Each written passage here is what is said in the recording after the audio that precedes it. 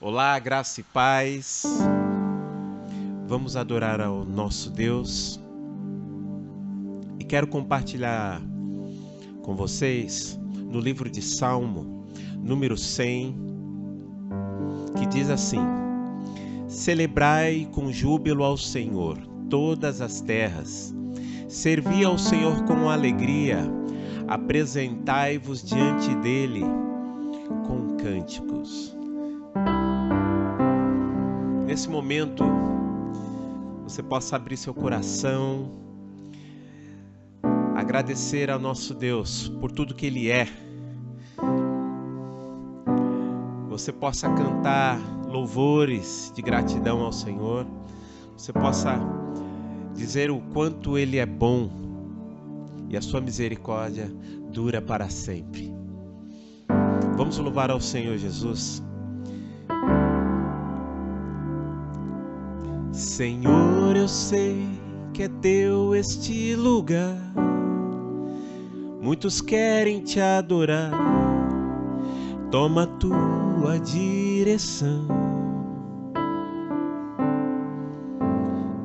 Sim, vem, ó Santo Espírito, espaços preencher, reverência da tua voz, vamos fazer. Podes reinar, Senhor Jesus, ó sim, teu poder, teu povo sentirá. Que bom, Senhor, saber que estás presente aqui.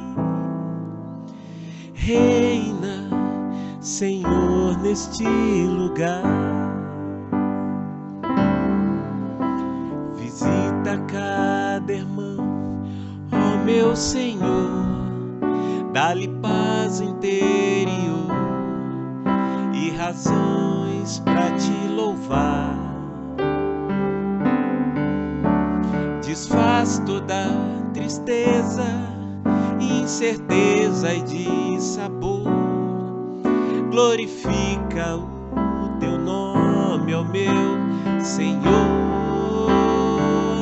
Podes reinar, Senhor Jesus, ó sim, teu poder, teu povo sentirá.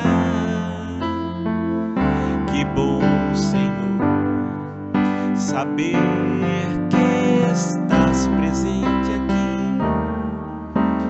Reina, Senhor, neste lugar. Podes reinar, Senhor Jesus, ó sim, teu poder, teu povo sentirá. Que bom, Senhor, saber que estás presente aqui. Reina, Senhor, neste lugar. Reina, Senhor, neste lugar. Reina, Senhor, neste lugar. Amém. Bom dia, irmãos e irmãs, graça e paz. Louvamos ao Senhor por mais esse domingo, por mais esse dia que Ele nos deu para vivermos na sua presença. Nesta manhã, nós vamos mergulhar na porção de mais 8 versos do Salmo 119 e então buscar extrair deles o que o salmista pretende nos ensinar com sua experiência. Por que com suas experiências? Porque ele se declara como um peregrino em uma terra estranha, em uma terra distante. Assim também nós. Portanto, quero convidá-los a ler essa porção do verso 33 ao 40 do Salmo 119. Amém? Acompanhe comigo então a leitura. Ensina-me, Senhor, o caminho dos teus decretos e a eles obedecerei até o fim. Dá-me entendimento para que eu guarde a tua lei e a ela obedeça de todo o coração. Dirige-me pelo caminho dos teus mandamentos, pois nele encontro satisfação. Inclina o meu coração para os teus estatutos e não para a ganância. Desvia os meus olhos das coisas inúteis. Faze-me viver nos caminhos que traçaste. Cumpre a tua promessa para com teu servo, para que sejas temido. Livra-me da afronta que me apavora, pois as tuas ordenanças são boas. Como anseio pelos teus preceitos, preserva a minha vida por tua justiça. O salmista então inicia esse conjunto de versos dizendo: ensina-me, ó Deus, o caminho de teus estatutos. Uma vez mais, ele apresenta aqui, irmãos, a mesma oração que apresentara com frequência nos versos anteriores, sendo-nos da máxima importância saber que a coisa primordial em nossa vida, ela consiste em que tenhamos a Deus como nosso soberano. A maior parte da raça humana não pensa nisso como algo que deva rogar a Deus. É o Espírito Santo, pois, que inculca a miúde este desejo. E devemos então conservá-lo sempre em mente, para que não só os inexperientes e incultos, mas também aqueles que têm feito grande progresso, não cessem de aspirar maior avanço. E, como o espírito de entendimento vem do alto, como assevera o apóstolo Tiago em sua carta no capítulo 3, verso 17, assim eles devem então deixar-se guiar por meio da agência do Espírito Santo ao conhecimento próprio da lei. A segunda parte do verso, então, Calvino nos diz que o profeta ele realça o tipo particular de doutrina que ele aborda. Aquela que efetivamente tende a renovar o coração do homem, pois aqueles a quem Deus ensina, ele ensina com sucesso e, ao mesmo tempo, os fortalece para prosseguirem sua jornada sem sentir cansaço, fadiga ou moleza e debilidade ao longo do caminho. E ainda os capacita a perseverarem com constância até que cheguem ao término de seu viver. O verso 34, então, o salmista declara: dá-me entendimento, ou, em outra tradução, faze-me entender. Aqui, irmãos, somos informados por ele que a verdadeira sabedoria consiste em ser sábio em conformidade com a lei de Deus, para que ela nos preserve no temor e obediência a ele. E aqui ressalta-se mais uma vez as palavras do apóstolo Tiago, quando diz que essa sabedoria que vem do alto, antes de tudo, é pura, é pacífica, é amável, é compreensível, ela é cheia de misericórdia e de bons frutos e ainda imparcial e sincera. Tiago 3,17. Desta feita, o salmista, ao pedir que Deus lhe outorgue essa sabedoria, então ele reconhece que os homens, em decorrência de sua cegueira natural, almejam tudo, qualquer coisa, menos o que vem do alto. E, de fato, envidar esforços ou empenhar-se em guardar a lei de Deus é muito estranho às noções prevalecentes entre os homens. O mundo, e aqui a gente diz raça humana, estima como sábios somente aqueles que visam seus próprios interesses, somente aqueles que são astutos, somente aqueles que são espertos, somente aqueles que são sagazes, aqueles que são ardilosos em questões temporais e que, inclusive, excedem na arte de iludir e ludibriar aquelas pessoas que têm um coração simples. Em oposição a esse sentimento, a esse pensamento, o salmista então denuncia os homens como sendo destituídos de entendimento, pois, como diz a palavra de Deus em Romanos 3,12 e no Salmo 14,3, todos eles estão afastados de Deus. Em consequência disso, o temor de Deus não predomina entre estes homens, pois ele mesmo, o salmista, ele não pede nenhuma outra prudência senão a de ver-se cercado inteiramente pela orientação divina. E ao mesmo tempo, ele então reconhece que este é um dom especial de Deus, o qual ninguém pode ganhar ou receber por seu próprio poder, por seus próprios méritos. Pois, se cada um estivesse preparado para ser seu próprio mestre nesse tipo de matéria, então essa petição que o salmista faz, ela se tornaria completamente uma petição supérflua. O salmista, quando diz que guardaria e obedeceria de todo o coração, ele nos ensina quão longe estão da retidão da lei aqueles que só lhe obedecem através da letra, não fazendo nada digno de culpa aos olhos dos homens. Irmãos, Deus põe restrição principalmente no coração.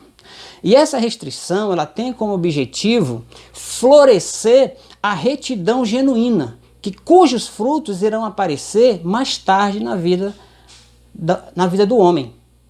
A observância espiritual da lei aqui é uma evidência muito convincente da necessidade de sermos divinamente preparados e moldados para ela. O verso 35, então, o salmista declara: dirige-me pelo caminho, ou no caminho. Aqui, Calvino nos diz que não se deve considerar esta frequência repetição do profeta como uma linguagem sendo redundante. Por quê? Porque o fim da existência do homem deve consistir em ser competente, proficiente na escola de Deus. No entanto, percebemos como o mundo o distrai com suas fascinações e como ele também cria para si mesmo milhares de avocações destinadas a afastar seus pensamentos da principal atividade desta vida. A seção seguinte deste verso, que diz: nele meu coração tem prazer, ela deve ser recebida com uma atenção especial. Essa expressão, ela é uma indicação de rara excelência quando uma pessoa dispõe de tal modo seus sentimentos e afeições que chega a renunciar a todos os entendimentos prazerosos da carne e não se deleita em nada mais do que o serviço de Deus. É quase certo, irmãos, que o salmista aqui ele já havia alcançado essa virtude, mas ele percebe que ainda não atingira a perfeição. E por isso, para que seu desejo seja plenamente concretizado, ele então solicita uma nova assistência da parte de Deus em conformidade com o dito de Paulo em Filipenses capítulo 2, verso 13, que nos diz: Deus é quem efetua em vós tanto o querer como o realizar segundo a sua boa vontade. A lição então aprendida aqui é que devemos ter em mente que ele não se gloria na operação inerente de sua natureza, mas exibe a graça que recebera para que Deus complete a obra que começou em sua vida. Há uma declaração que diz o seguinte: Senhor, tu me tens dado coragem, concede-me também força. Por isso aqui, irmãos, no termo prazer, há uma oposição implícita às luxúrias da carne, as quais conservam o coração da raça humana preso aos seus encantos. O verso 36 diz: inclina o meu coração. Nesta expressão, o salmista confessa que o coração humano é tão longe de render-se à justiça de Deus que se inclina muito mais a seguir um curso oposto. Fôssemos nós, natural e espontaneamente, inclinados à retidão da lei, não haveria ocasião para a súplica do salmista: inclina o meu coração. No Evangelho de Marcos, capítulo 7, versículo 23, Jesus nos diz que todos os males provêm do coração do homem, ou seja, nossos corações se acham saturados de pensamentos pecaminosos e totalmente rebeldes, enquanto Deus, por sua graça, não os transformar. Porém, não se deve ignorar esta confissão da parte do profeta, que diz que a corrupção natural do homem é tão profunda que ele busca qualquer coisa, menos o que é certo, até que se converta pelo poder de Deus a uma nova obediência e assim comece a inclinar-se para aquilo que é bom. Na segunda parte do verso, então, 36, o profeta aponta aqueles impedimentos que o apóstolo Paulo se refere em Gálatas capítulo 5, versículo 19 a 21, que são os frutos da carne. Aqui, o profeta nos diz que Esses impedimentos não permitem à raça humana alcançar o desejo por retidão. Os homens, então, são inclinados à cobiça. E aqui nós somos instruídos, em termos gerais, que vivemos tanto sob a influência das afeições perversas e pecaminosas que nossos corações odeiam estudar a lei de Deus. Até que o próprio Deus nos inspire com desejo por aquilo que é bom. O verso 37, então, o salmista pede a Deus: desvia os meus olhos. Ele ora a Deus: Senhor, desvia os meus olhos. Estas palavras nos ensinam que todos os nossos sentidos se acham tão saturados de vaidade que, até serem refinados e retificados, sua alienação do caminho da retidão já não é mais surpresa. O verso anterior que nós lemos, o salmista nos informou que o domínio daquela depravação do coração humano, no caso a cobiça, agora ele afirma que essa depravação atinge os sentidos externos. Calvino nos diz que a cobiça não somente se esconde em nosso coração, mas também se difunde por todas as partes, de modo que nem olhos, nem ouvidos, nem pés, nem mãos escapam à danosa influência da cobiça. Numa palavra, nada fica isento de corrupção. E temos aqui então plena consciência de que a culpa do pecado original não se confina a uma só faculdade do homem. Ela permeia todo o homem. Se nossos olhos se desviarem da vaidade, pela graça especial de Deus, segue-se então que tão logo eles são abertos, que tão logo são atacados pelas imposturas de Satanás, pelas quais eles estão cercados de todos os lados. Se Satanás nos armasse redes e possuíssemos prudência suficiente para guardar-nos de seus embustes, não poderia então ser dito com propriedade que Deus desvia nossos olhos da vaidade. Todavia, como eles são, por natureza, dados às fascinações pecaminosas, então há a necessidade urgente de que sejam afastados delas.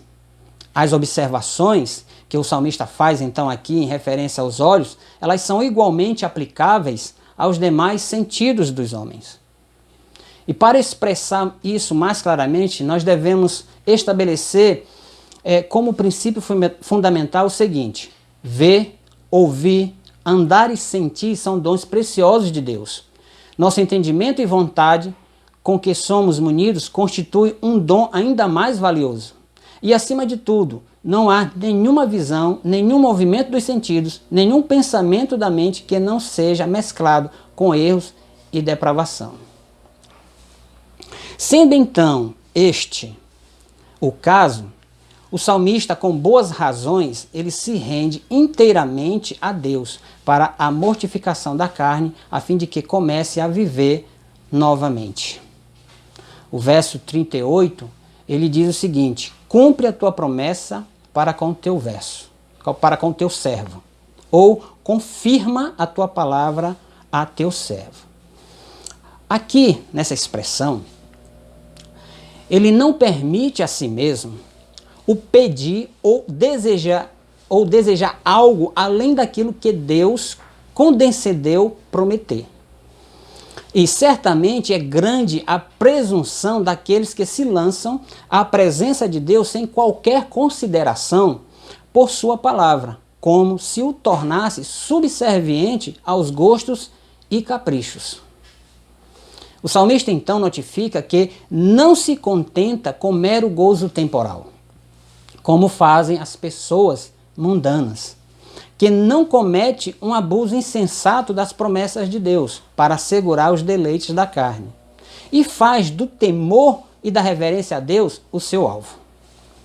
Realmente, a melhor segurança que podemos ter na obtenção de nossos pedidos é quando estes e o culto prestado a Deus se harmonizam, e o nosso único desejo é que Ele, o Senhor, reine em e sobre nós.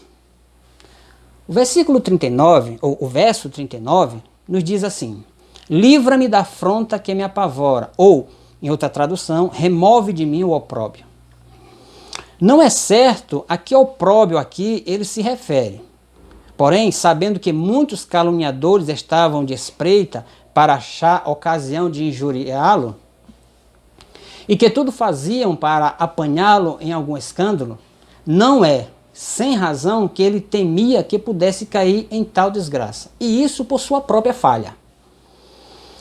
Talvez ele estava apreensivo sobre algum outro opróbrio ou sobre alguma outra vergonha, ciente de que os perversos geralmente caluniavam de modo vergonhoso e prejudicial os bons e de que, por suas calúnias, distorciam e pervertiam suas boas ações.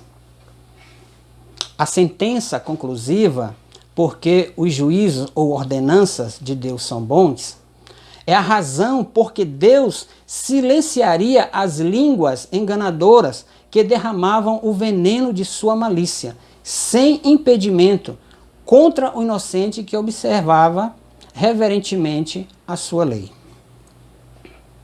O verso 40, então, ele encerra dizendo: como anseio pelos teus preceitos, ou eis que tenho desejo por teus preceitos.